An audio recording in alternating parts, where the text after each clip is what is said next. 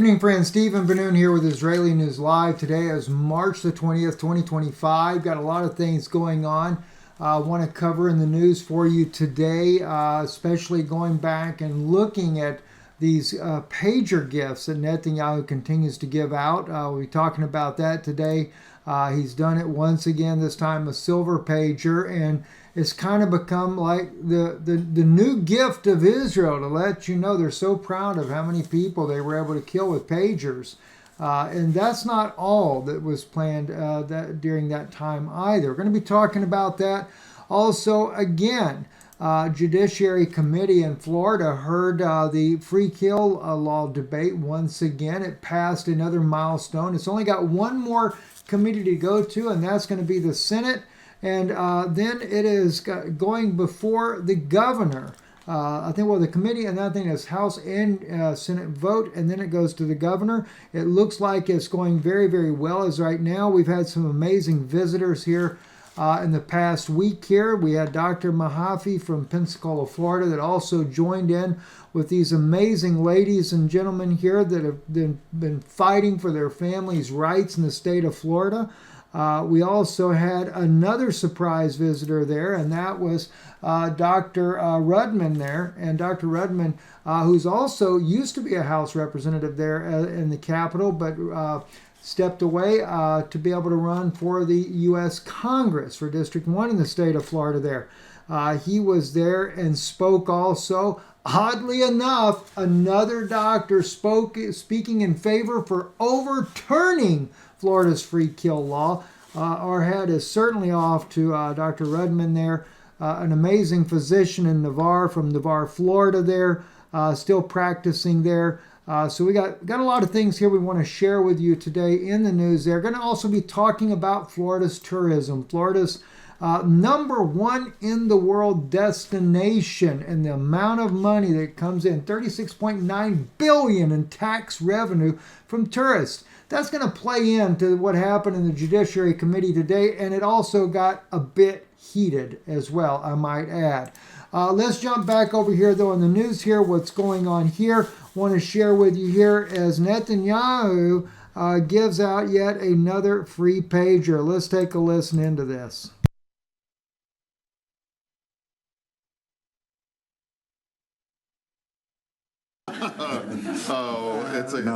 This is a silver-plated beeper. The real beeper is like 1/10 the weight. It's nothing. Really? But it changes history. When that story broke, yeah, and I was like, oh, I love it, and now it's like, thank you for this. Yeah, no, all right, no, thank you. Thank you. Oh yeah. So he thanks him for giving him the pager, and he says when he heard the story, when it broke, he loved it. He loved it. It's like so unique. I mean, Israel had really planned months in advance, more than, I think it was like 2 years in advance, working with Iran, no less. That's something that I found out that a lot of people don't even know about, right? Working with Iran. And as we know, he also gave Trump the gold pager here, as you can see here, mounted on olive wood. A tree that's supposed to represent peace. Is that not a slap in the face to the olive tree that represents peace, to mount it on an olive tree? Well, mind you, the olive tree's cut down, just like they cut down the olive groves over there in the West Bank. Another very sad case there. But this really and truly was a case of premeditated murder. Is what it was. You can't fight your enemy on the field like men would fight a battle. Instead, you do something clandestine to maim and murder, knowing full well that incident was not only going to kill these terrorists, but wound and maim children. This little boy right here, I'll play a little clip of him, this little boy here that picked up a pager that was going off of his father. عمري 11 ونص بصف السادس، كنت بالبيت، كنت قاعد أنا عم بلعب التليفون، هي رنت. أنا إنه أمر إنه رنة غريبة، قمت لحد ما حملتها بدي اكبس اوكي انفجرت. انا ما عاد شفت شي ولا عرفت شي. الحمد لله يعني بس شفت حسين انه كان شيء حلو وامل في امل. حتى لما راح على مستشفى نحن شطفنا البيت لقينا سنينه وعظم وجهه ومناخيره كلها بالارض. الحمد لله بنقول ما راينا الا جميل. Disfigured for life. And it's not the only case. It's not the only case. Listen into this right here, Fox News. And came 30 minutes before thousands of pagers packed with explosives blew up in the hands of Hezbollah operatives. Now, for the first time, a top Pentagon official from the Biden administration explains that Israel's defense minister did not tell Defense Secretary Lloyd Austin the details of the Israeli operation in advance. He said we have a special capability, which we are about to exercise in Lebanon, targeting Hezbollah, and you'll soon see evidence of that. Former Israeli Defense Minister Yoav Gallant said in a recent podcast the entire course of the war after October 7th could have been changed if Netanyahu had agreed to launch the exploding walkie-talkie operation against Hezbollah's leadership on October 11th, 2023. 4 days after the Hamas attack from Gaza. 15,000 terrorists would have put their vest with a walkie-talkie on their chest. In this walkie-talkie, there was 3 times more explosives that we had in the beepers later on. The major operation. I mean, it's so sad. How many little children? There were hundreds of children that were wounded, injured, or killed as a result. And then the walkie-talkies. They talk about what they could have prevented had they done that. You could have prevented the October 7th massacre to begin with. Every Israeli should be enraged with what the government did. Jonathan Pollard actually said, you know what? Let's take a look. Let's just take a look real quick. I actually have the video here, what Jonathan Pollard actually said. It's right here on our channel. Let's take a quick peek at what Jonathan Pollard had to say there. We go to Manage Videos. It's very easy to find. Just scroll down here. You'll see Jonathan Pollard's face right there on the main part of the screen. There it is right there. Was Gaza set up, the secret plan, right? Let's see, here we go. Robert Kennedy Jr. in her bid for the Senate, and she was a grassroots candidate there. The U.S. will take over the junction of civil. We got a solution that will achieve peace, security, and Jonathan Pollard. Here we go. Let me see if it's in here. I don't know if I've got it in here or not. Jonathan Pollard actually, well, here's Rabbi Miss. Stand down for film I did or not. Let me just see. An inside. And they broke. In 1 minute, the F-16 is over. They could do it. This is Jonathan Pollard, right? The former spy. And if anybody would speak for Israel, this guy's going to speak for Israel. He gave his life for Israel. Listen to this. The famous spy that stole American technology and gave it to Israel. Here's what Jonathan Pollard had to say. Reasons why this happened on Simchat Torah. Why it was that it took 6 hours for any reaction to occur, when the Army and Air Force bases were within earshot of what was going on. I had friends who were helicopter pilots, attack pilots, who were sitting in their cockpits, ready to take off, fully loaded, ready to stop them at the fence. And they didn't get their orders for 6 hours. They were ready at 6 hours, ready to go, already in the helicopters. They knew what was going on. Right? Knew what was going on. And then you got Rabbi Mizrahi right here. Who cooperate with them for sure. I stand corrected. Mr. Mizrahi. By the way, for those of you that don't know, I will not use the word rabbi ever again. unless it's referring to Jesus Christ. He is my rabbi. Because the word rabbi means master. And the more you say it, the more they become your master. Listen now. Inside job, for sure. Don't be foolish that all of a sudden they broke in 15 different places in a fence and nobody showed up for 8 hours. No intelligence, no radars, no police showed up, no army showed up, nobody came, no Air Force. It takes 3 minutes for an helicopter to come from a base into the border. 3 minutes. I was in the Air Force. F-16 in 1 minute is up. From the minute there is a siren, in 1 minute the F-16 is already up, ready to shoot anyone. Pollard, remember? Tell me. It's an inside job. Clearly, Israelis knew it was an inside job. And, of course, the Army chief said they were ready to blow up the radios on their chest. But all these little children paid the price, without a doubt there. Let's move on over here to the House subcommittee here. This got very, very interesting, this whole deal here. And before I play some of the families, well, no, let me just start with, we'll start right off. Let's go to Shelley Nick, by the way, is an attorney, not an attorney, but a representative against the bill. They started bringing out some heavy guns because they see themselves losing in this 35-year-long run for denying the rights of the Floridians, not just Floridians, but the tourists who visit Florida, to ever get justice in the event that their loved ones died of malpractice in the state of Florida. Listen to some of the strong arguments she makes here. My name is Shelley Nick. I've been a registered nurse for nearly 25 years, with most of my career spent in acute care clinical practice. My expertise led me to risk management, where I now support healthcare professionals across the country in assessing and mitigating risk to patient safety. And I'm here to strongly urge you to vote no on House Bill 6017. This is not the time for this bill, and this bill is not the solution to the problem.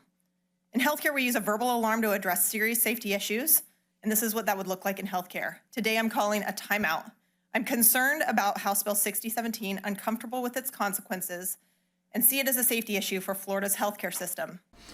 Travis Creighton, though. Travis Creighton was not an opponent here. Travis Creighton standing for the right, for the citizens' rights of Florida. Listen in. Already granted in the very same statute.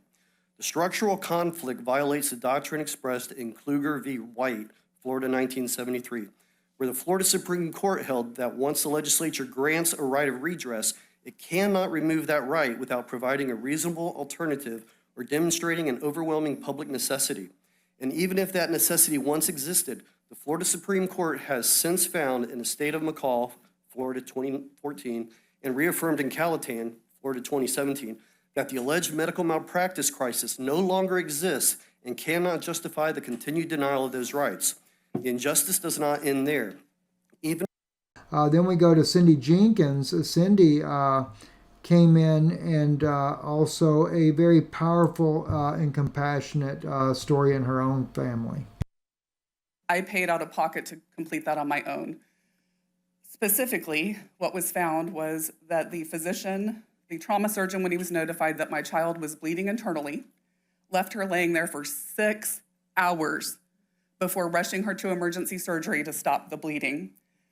Had my daughter survived that level of negligence, she would have been dead as we'd known her, delivered to me, a shell of her former self, would not have known me from Adam, and I would have been charged with making sure that she had care for every second for the rest of her life. And her daughter died at the age, I believe, if I'm not mistaken, Ms. Jenkins' daughter was 26 years of age at the time. Dr. Joel Rudman, really, when he came in, very, very passionate speech here. Number two, there is no current medical malpractice meltdown in the state of Florida. Now, I can't speak to hospitals, but as a physician, my malpractice rates have remained static for the last decade. It's not even among the top 3 in my business expenditures right now. And number 3, this bill will not create a medical malpractice crisis. With all due respect, I've had a license since 1997. I've never been sued, and I'm very proud of that. It's not because of some bogus protection carve out in the current statute. It's because I'm damn good at my job. And this bill will not change that either. The only doctors that want to see this statute remain in place are bad doctors. And unfortunately, we have a few of those in the state of Florida.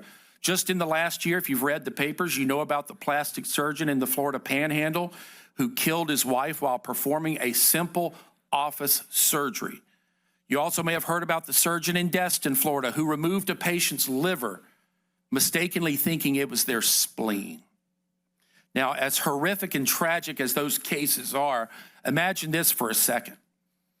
What if that was your 26-year-old daughter? What if that was your 82-year-old father? What if those victims were over the age of 25 and unmarried? You probably wouldn't even know about those cases. The families would certainly have no legal recourse. Florida. Sabrina Davis, her father, a chief in the Navy, a submariner, spoke and had these words here to say at the committee today.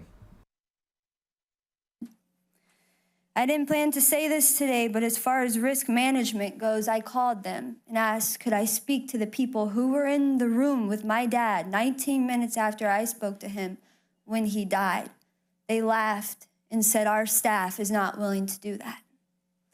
I work in healthcare, and I would be honored to provide someone with the last moments of their loved one's life if I could, but I later found out about this law and now realize why risk management denied me from talking to those people. The truth is, no new medical malpractice cases would be brought if this law is changed. These cases are already happening. They would be revealed. You cannot compare a small stack of medical malpractice premium rates to the price that my father paid to fight for our country's freedom. And by the way, medical malpractice insurance is optional in Florida. So today, Sabrina Davis there, and her father died from a 10-inch blood clot in his leg. I want to move on to Elisa Fier. On August 24th, 2022, my father, Dr. Derek Crocker, took his last breath in my arms after enduring unconscionable and egregious negligence at North Shore Medical Center. He's not the only one. There are people like Jacqueline Reddings, Gladys Crawford, and Joyce Maffitt. There are only a few.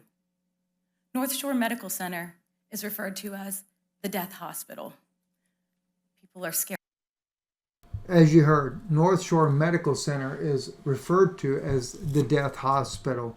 One of these clowns that come up there to support those people that they're afraid that they may have to spend more money for medical malpractice insurance mentioned the Miami-Dade area as being one of the highest places for malpractice insurance in the state.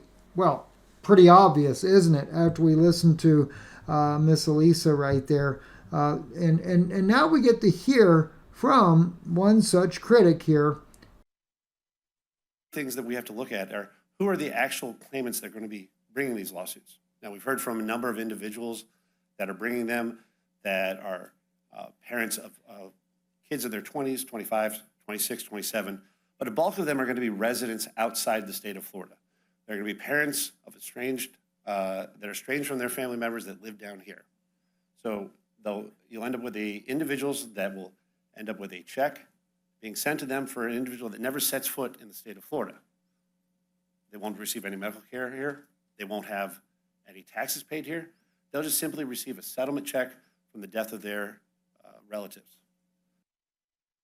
That was the most appalling statement I had ever heard. And I'm going to take just for a moment, we're going to digress from this part of the interview. Two things we're going to look at. One, this is when it really got heated at the end of the debate there. I'm going to play a clip for that before we continue with a couple more people here in the debate during the House meeting today. But I want to bring to your attention when this man here says that people that are from outside the state of Florida are going to benefit. And of course, he mentions them being estranged. Well, we're not just, but even so though, even that though is just a slap in the face for those tourists that come to Florida. As I say here, this is right from the Florida Gov website here. They took in last year from tourists, this is in 2023, $131 billion in state, an increase of 5% from 2022. That's how much money was spent by tourists in the state of Florida. Of that, $36.9 billion in local and state and federal tax revenue as a result of that. Well, 2024 broke another record of 142.9 million visitors, making Florida the biggest destination spot in the world of both foreign and domestic people that travel to this state.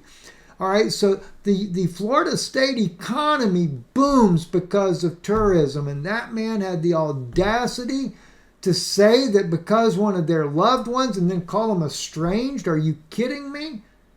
And Representative Cassie, she laid into this man for his very, very unkind words there. Listen in. And the scare tactics of all the bad things that are going to occur with insurance rates and doctors leaving the state. Well, I don't want bad doctors here. I don't want to have to go through what these families have gone through. But I think the thing that I'm actually the most upset about is we as members expect that the people that come before us to provide information are going to do so truthfully and with facts. And for the gentleman from the Florida Justice Reform Institute to come before us and assert that the people that are going to benefit from this don't live in this state and must be estranged from their families, and we're going to just be writing checks to estranged members, doesn't have an ounce of data to support that. And that was nothing more than a scare tactic to this committee. And it's an insult on our intelligence. And it's an insult to the people who are here today, who are clearly not estranged from the loved ones that they have lost. And of the ones that have testified, all but 2 are Floridians. So if you're going to come before this committee and make assertions about what's going to happen if we pass legislation, I expect you bring facts and data and not scare tactics and opinions. And to the families that are here, thank you. I'm sorry for your losses. I'm sorry that you have to go through this. We appreciate your time. We appreciate your continuing to fight. I will absolutely be up on this bill. God bless Representative Cassie for that brave comment there. I want to go to Darcy McGill real quick here, and I'm just going to quickly try to run through some of these here. And then also with Ethan and my wife in the closing part of this here. Let's see, Darcy. And we're going to catch about 40 seconds of Darcy. Are incredibly high. Failure to act comes at the cost of human life. This hospital dismissed my family's concerns about my mother's condition before she died, and they dismissed our questions after her death. After finding out about this law, I was shocked to know that the state of Florida has dismissed people like me. My mother may not be here to speak out about this abominable law, but I am. Representatives, I urge you to vote in favor of this bill and bring an end to 35 years of injustice. You have the ability to give people like me our constitutional rights back, and I respectfully request that your vote today reflects this. Thank you. And thank you, Darcy. Also, we have Lauren Cornicano. I believe this is how you say it. Loved one unexpectedly, then finding out that the death shouldn't have happened, and then finally being told that the state of Florida negotiated away our constitutional rights in exchange for promises of more and better doctors and lower insurance rates for others. The current law blatantly discriminates against victims and their families based on marital and family status, and it denies victims equal protection under the law. People like my...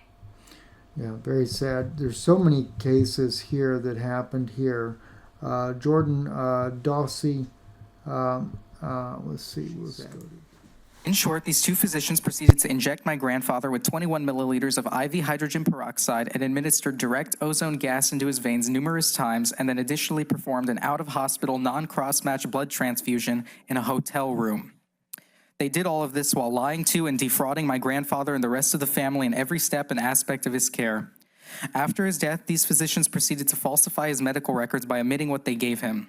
My family would hire a private forensic pathologist named Dr. Daniel Schultz, who conducted my grandfather's autopsy and concluded that his death was caused directly by the actions of the physicians I mentioned to you, labeling his death a homicide.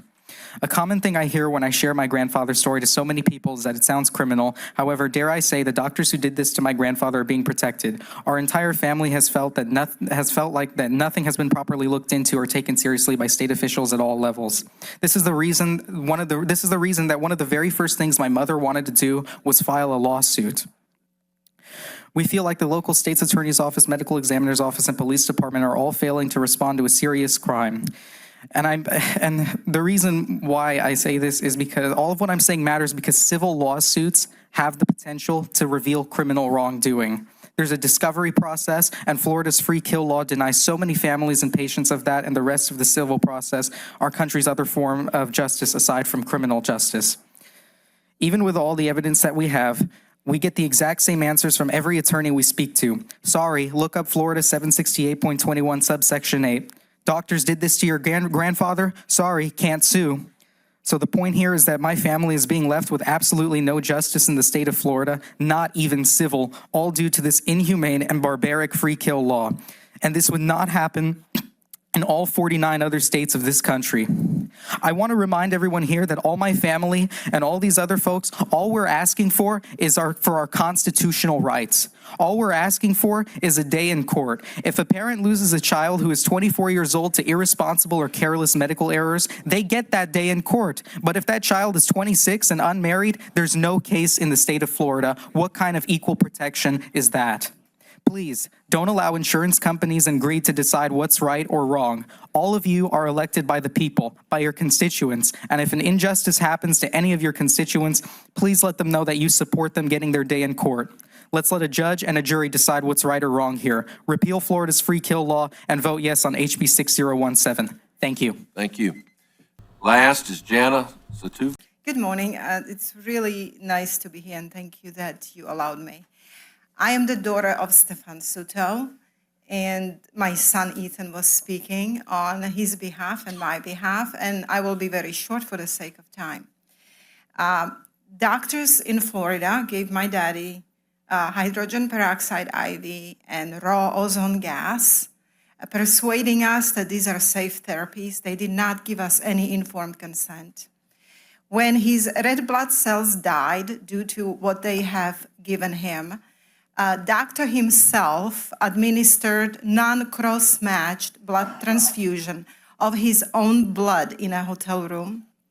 And my dad was dead 2 days later. He was blue, swollen, and they handed me a dead father with no explanation at all. I was shocked and I was grieved. I didn't know what to do, what to think. So the first thing I could do is go to lawyers, and we went to about 9 lawyers, and each one just denied us. And I didn't know why. So the 10th lawyer finally told us that there is a law that's lurking here, kind of a little secret law, where because my dad was 80 and because I am not under 25, I'm not entitled to any justice. Well, I was devastated, and I'm still devastated. The law enforcement is doing absolutely nothing because it's a very tight community. Doctors are very high profile, and they're basically I don't know what's going on there, but I know that civil lawsuit would help me because discovery process could discover even criminal conduct. And where is the criminal conduct? Like, where is that red line that medical malpractice crosses to criminality? Law enforcement is not trained to understand medical issues. That's why we need civil lawsuits. And my family is denied justice. I gave it to the medical board Medical board is taking 2 years. Doctors have lawyers. It is confidential. We have absolutely no say. We don't even know what the outcome will be there. So I'm please asking you, vote yes on this bill, help out families. My constitutional rights are completely trampled on. So all these families here, I'm hearing all of these stories. Now, I have an accent, but I am an American citizen. In 2000, in the year of 2000, I became an American citizen, and it was the best day of my life. I came here out of socialist country, communist country, 29 years ago, and I came here because I wanted freedom. Thank you, ma'am. There's your timer, too. Thank you. Thank I you. appreciate Thank you it. for coming. And being there and being so supportive of our family and other families as well. He also met with, he met with all the families that were there.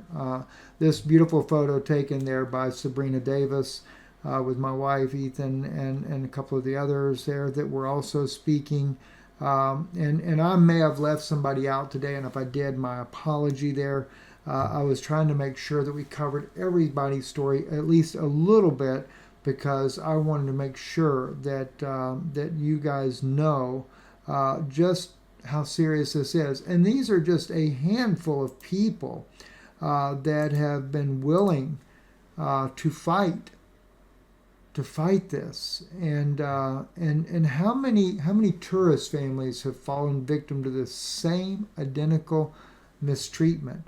I know that I believe it was I want to say it was Elisa. Let me go back here and find Elisa real quick here. Elisa, this lady right here on the bottom left here, she took and mentioned several families when she spoke there as well. The families there that had suffered the injustice, that could not afford to come and to take the time out year after year to fight this. They've just suffered this injustice that has happened to their families there. I also want to thank Senator Yarborough with the Senate for bringing the bill forward, and then we also had the House representative that she brought it forward as well, and there were co-sponsors as well. Also want to thank Dr. Mahaffey for coming and speaking on behalf. And when I say speaking on behalf, these doctors know as well this could affect someone in their family. They don't just, and I love the fact that Dr. Rudman there spoke about, he doesn't want any bad doctors. Bad doctors need to be gotten out. Same thing with Representative Cassie making the same statement. She doesn't want any bad doctors in the state of Florida. In fact, if you want the medical malpractice to go down, that's how you make it go down. Hold these doctors accountable and get the bad doctors out, and the insurance companies won't have so much problem with who they got to insure, because then they know they have good doctors in there, and then they could maintain their rates. I'm Stephen Benoon. You're watching Israeli News Live. Again, thank you for listening, and also thank you for supporting the work that we do here. Your support is definitely needed, and I ask you sincerely to do that. IsraeliNewsLive.org is our website. It'll be in the description below, as well as you can see our mailing address, Danoon Institute, P.O. Box 156, Sunbright, Tennessee, 37872. God bless you, and thank you.